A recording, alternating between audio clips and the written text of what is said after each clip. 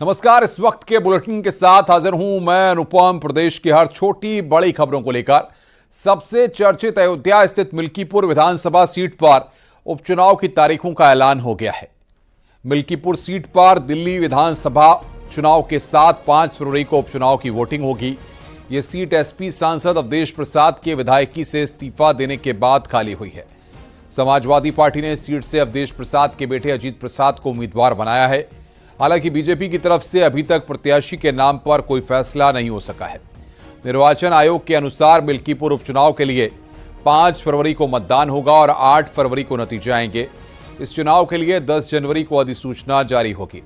वहीं 17 जनवरी को नामांकन की आखिरी तारीख होगी। 18 जनवरी तक नामांकन पत्रों की जांच होगी और 20 जनवरी तक नामांकन पत्र वापस लिया जा सकता है।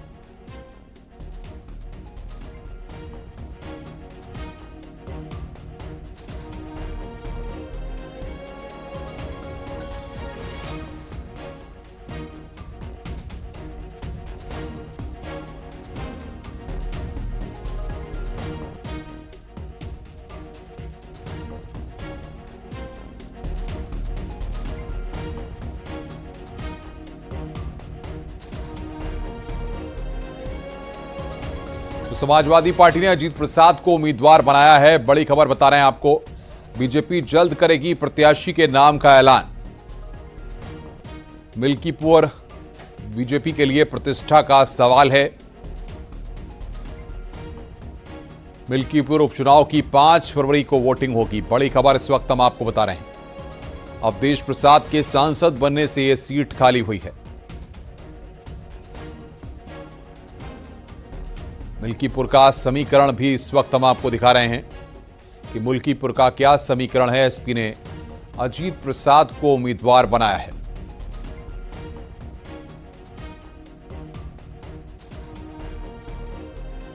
Last date of making nomination will be 17th of January. Scrutiny on 18th of January. Withdrawal 20th. These are the statutory periods of time which is given. Date of poll is 5th. And counting is 8th. And 5th again we have very deliberately kept. We are doing elections in by polls also. In Milkipur in UP. UP की 9 सीटों पर हुए उपचुनाव के बाद अब एक बार फिर से समाजवादी पार्टी और भारतीय जनता पार्टी के बीच जबरदस्त मुकाबला देखने को मिलेगा। मिल्कीपुर सीट से पहले एसपी के पास थी। इस सीट से एसपी के अवधेश प्रसाद विधायक थे। उनके फैजाबाद से सांसद बनने के बाद यह सीट खाली हो गई, जिसके बाद अब इस सीट पर चुनाव हो रहा है। अयोध्या वाली सीट पर लोकसभा चुनाव के बीजेपी और एसपी के अवधेश प्रसाद के हाथों हार का सामना करना पड़ा था, जिसके बाद अब मिल्कीपुर सीट बीजेपी के लिए नाक का सवाल बनी हुई है। एसपी को हराकर बीजेपी संदेश देना चाहती है कि अयोध्या की जनता अब भी उनके साथ है और पार्टी की पकड़ जमीन पर कमजोर नहीं हुई है।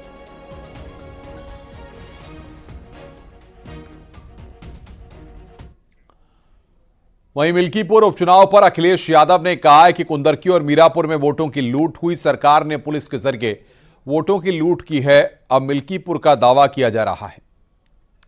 कुंदरकी का जो वोट की लूट हुई, जो पुलिस प्रशासन के माध्यम से वोट पड़वाए गए, जो वीडियो निकले, तस्वीरें आई, उससे आम जनमानस जान गया कि इन्होंने चुनाव नहीं कराया, इन्होंने पुलिस के माध्यम से वोट लूटे हैं।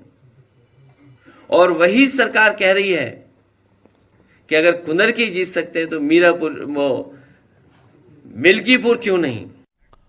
भारतीय जनता पार्टी के प्रदेश अध्यक्ष भूपेंद्र चौधरी ने दावा किया है कि मिल्कीपुर उपचुनाव में बीजेपी बड़े अंतर से जीत दर्ज करेगी।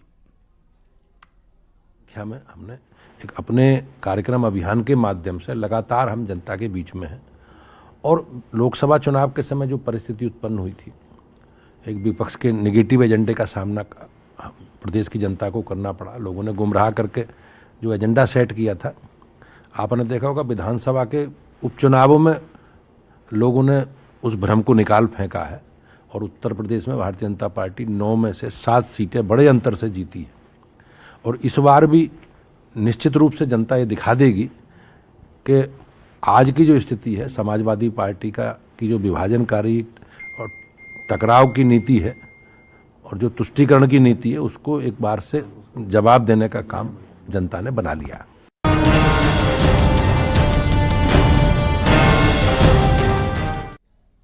अखिलेश यादव ने एक बार फिर संभल मुद्दे पर बीजेपी को घेरने की कोशिश की है।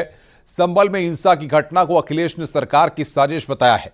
उनका आरोप है कि कुंदरकी और मीरापुर में वोट की लूट छुपाने के लिए घटना कराई गई। उन्होंने पुलिस प्रशासन पर भी निशाना साधा। वहीं बीजेपी ने करारा पलटवार कर कहा है कि तुष्टीकरण के लिए अखिलेश यादव पत्थरबाजों का साथ दे रहे हैं। देखिए रिपोर्ट।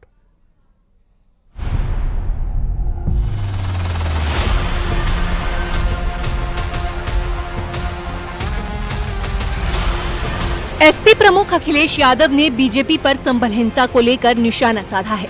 उन्होंने सरकार पर हिंसा करने का आरोप लगाया है। उन्होंने पुलिस को भी हिंसा के लिए जिम्मेदार ठहराया।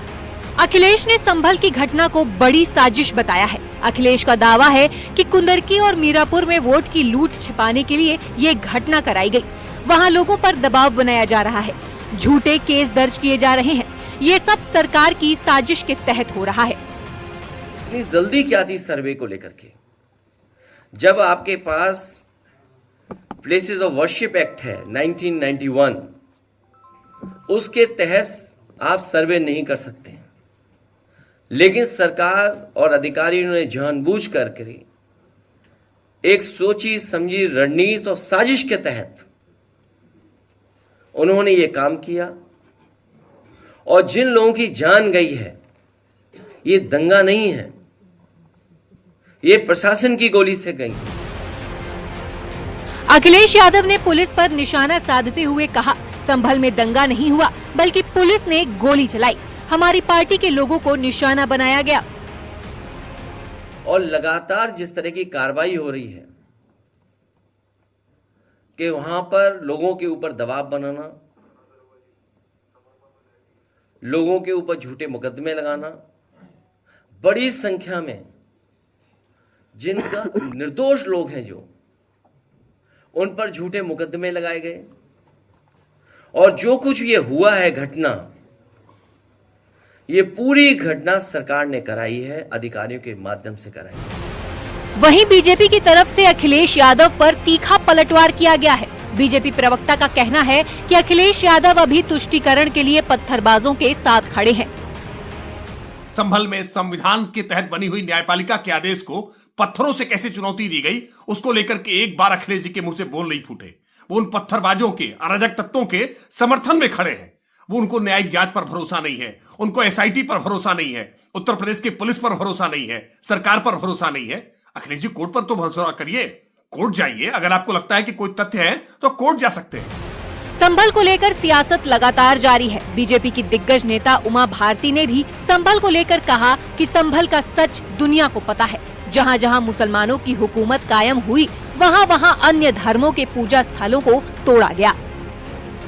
देखिए, सच्चाई तो अमीर सब जानती है, पूरी दुनिया जानती है कि जब इस्लामिक इन्वेजन हुआ, इस्लाम का आक्रमण हुआ पूरी दुनिया पे, तो उनने सबके धर्म स्थान नष्ट कर दिए। ईरान में, इराक में, मलेशिया में, इंडोनेशिया में, अफगानिस्तान में, कहाँ नहीं हुआ, सब जगह नष्ट कर दिया। संभल में अवैध कब्जा करने वालों में प्रशासन के बुलडोजर का खौफ नजर आ रहा है। नगर पालिका की जमीन पर किए गए अतिक्रमण को मस्जिद प्रबंधन ने खुद हटा लिया। हमें किसी विभाग से कोई नोटिस नहीं मिला है, न ही हमें किसी नगर पालिका द्वारा किसी पदाधिकारी से कोई नोटिस नहीं दिया गया है। ये हम अपनी स्वेच्छानुसार जो नाले के ऊपर 3 फीट का हिस्सा रखा है उनको हटा रहे हैं। बगैर किसी नोटिस के मस्जिद प्रबंधन ने अतिक्रमण हटाया। मामला चंदौसी की सुनहरी मस्जिद के पास का है। वहीं पुलिस प्रशासन की तरफ से संभल हिंसा में शामिल आरोपियों के खिलाफ कार्रवाई हो रही है। संभल हिंसा को लेकर पुलिस का दावा है कि संभल में 24 नवंबर को जामा मस्जिद के अंदर सर्वे के दौरान आसपास के इलाके और नखासा थाना इलाके में हिंसा हुई थी। इस दौरान एसपी के विश्नोई भारी पुलिस फोर्स के साथ इलाके में पहुंचे तो एक मकान की छत से एक युवक ने एसपी पर ताबड़तोड़ फायरिंग कर दी थी। साथ में सदर सीओ अनुज चौधरी भी थे, उन्हें भी गोली लगी थी। एसपी के विश्नोई और एसपी के पीआरओ भी गोली लगने से घायल हुए थे। पुलिस ने कार्रवाई के दौरान कई अवैध हथियार और कारतूस भी बरामद किए थे।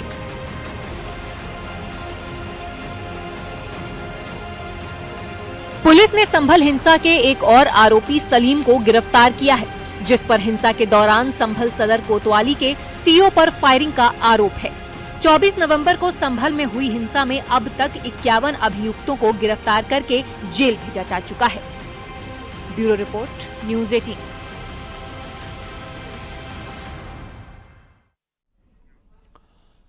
राइजिंग एमपी के मंच पर सुपर एक्सक्लूसिव संवाद में सीएम डॉक्टर मोहन यादव ने प्रयागराज में हो रहे कुंभ की तारीफ करते हुए कहा है कि दुनिया में सबसे बड़े कुंभ का आयोजन हो रहा है और मध्य प्रदेश के लोगों के आने जाने के लिए सारी व्यवस्था की गई है।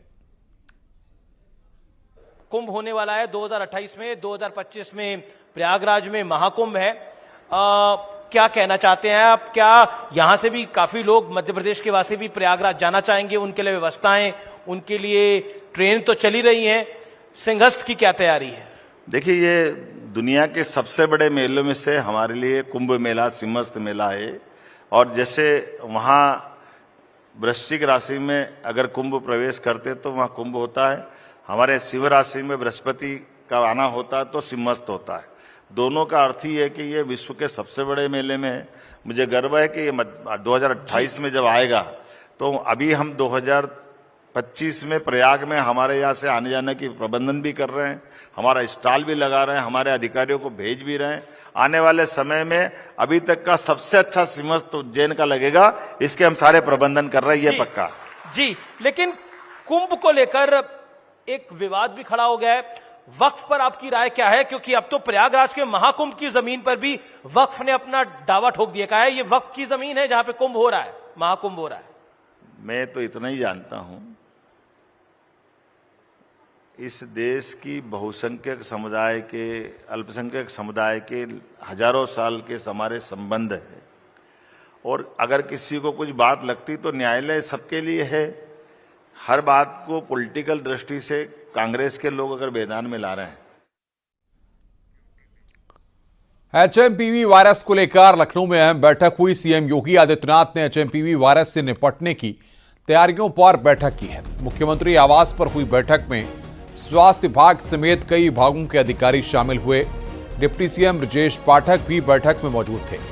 भारत में एचएमपीवी वायरस के केस मिलने के बाद कई राज्यों में अलर्ट जारी किया गया है। एचएमपीवी वायरस की वजह से चीन में हालात काफी खराब हो गए हैं। वहीं पिछले 2 दिनों में देश में भी एचएमपीवी के मामले सामने आए हैं। इसके बाद से हड़कंप मच गया है। अभी तक जितने भी मामले सामने आए हैं उनमें सभी बच्चे हैं जिनकी उम्र 14 साल से कम है। ये बीमारी ज्यादातर बच्चों और बुजुर्गों को अपना शिकार बनाती है। लोग इसकी तुलना कोविड-19 से कर रहे हैं, जिसके बाद दहशत का माहौल बना हुआ है। हालांकि एक्सपर्ट का मानना है कि इस वायरस को लेकर ज्यादा घबराने की जरूरत नहीं है। कोविड प्रोटोकॉल फॉलो कर इससे बचा जा सकता है। चीन में फैले कोरोना जैसे एचएमपीवी की भारत में दस्तक हो चुकी है। बेंगलुरु में 2 केस मिले हैं, जिनमें 3 महीने और 8 महीने के बच्चे संक्रमित पाए गए हैं। वहीं भारत सरकार ने वायरस को लेकर पैनिक नहीं होने की अपील की है। देखिए क्या है ये वायरस और क्या है इसके लक्षण और कैसे होता है इसका संक्रमण।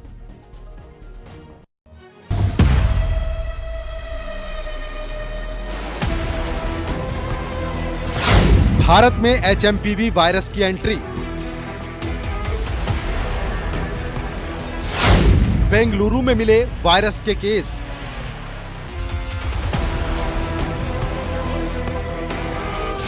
वायरस को लेकर सरकार alert.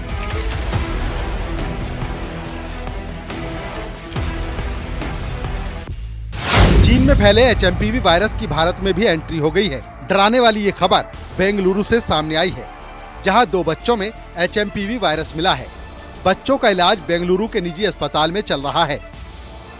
Human Meta Numa virus यानी एचएमपीवी को लेकर कर्नाटक सरकार एडवाइजरी भी जारी कर चुकी है।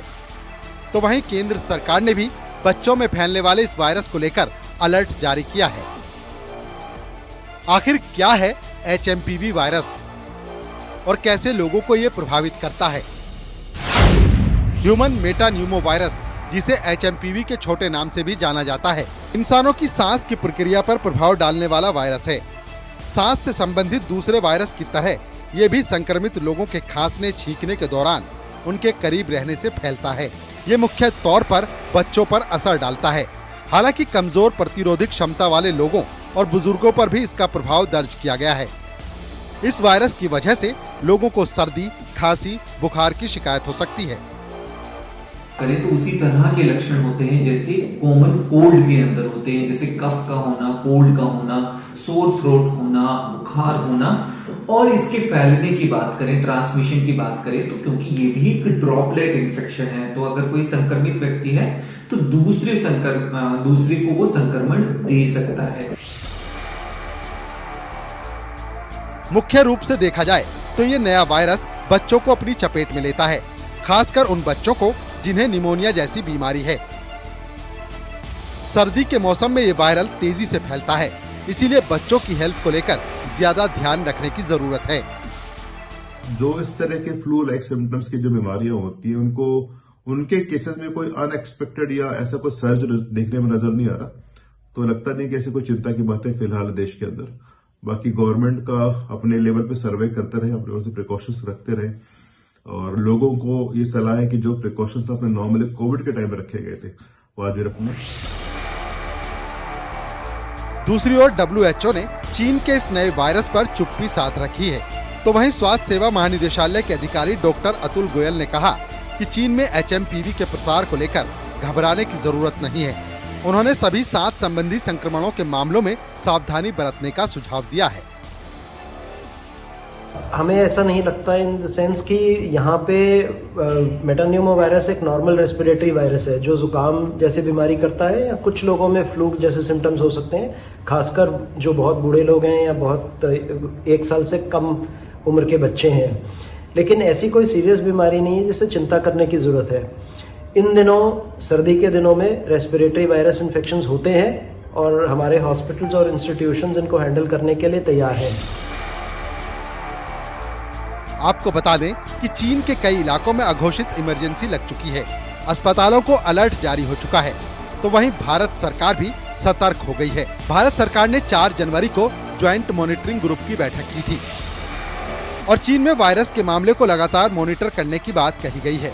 अब देखने वाली बात ये होगी कि चीन में फैले इस नए वायरस का कहर क्या दुनिया में फिर से दिखने वाला है। Bureau report, news 18।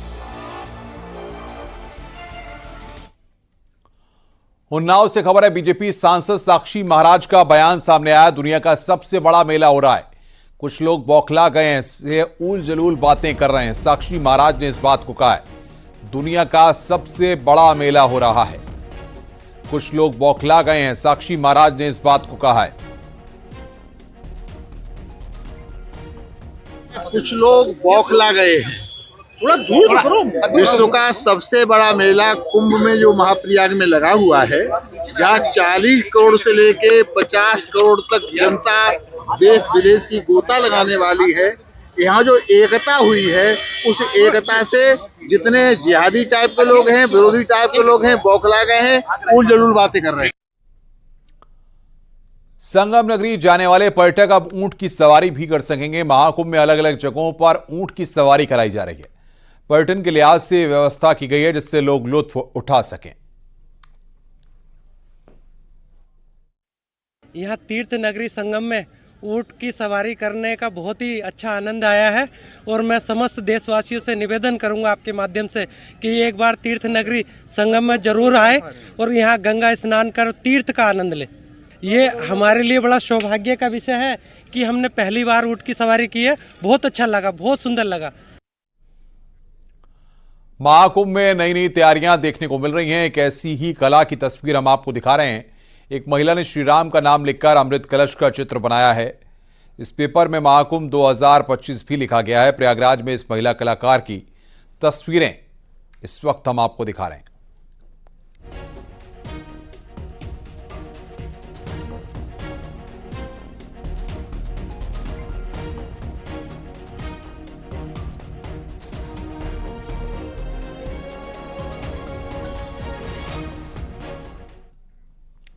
दिल्ली से खबर है, कांग्रेस नेता संदीप दीक्षित का बयान सामने आया। अखिलेश यादव पर संदीप दीक्षित का हमला। अखिलेश का विकास से लेना देना नहीं, अखिलेश के बयान से कोई हैरानी नहीं। नई दिल्ली से कांग्रेस प्रत्याशी हैं संदीप दीक्षित।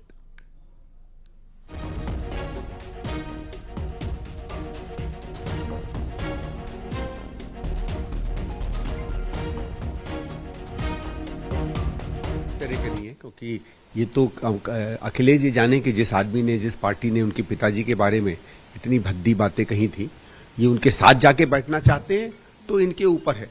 ऐसे भी अखिलेश जी का कभी भी जिंदगी में कोई विकास से तो लेना रहा नहीं है, तो वो ऐसी पार्टी में जो खुद काम नहीं करती है, विकास नहीं करती है, उसके अगर साथ जाकर समर्थन में बैठेंगे तो मुझे कोई आश्चर्य नहीं होता है।